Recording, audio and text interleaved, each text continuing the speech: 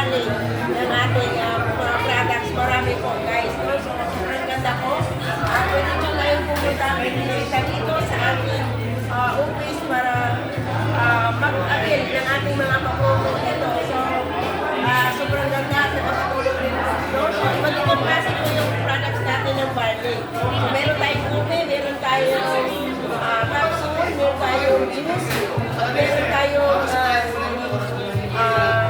capsule na barley para po sa lahat ng mga sakit sa ating katawan. Kaya, ang ating barley naman ay galing po sa New Zealand. So, pure na pure talaga yung ating barley. Kaya, sa lahat na hindi ko nakatigil, at meron kami gamna na sobrang tiis ng mahabang panahon. Ito na po yung barley sa bukan nyo.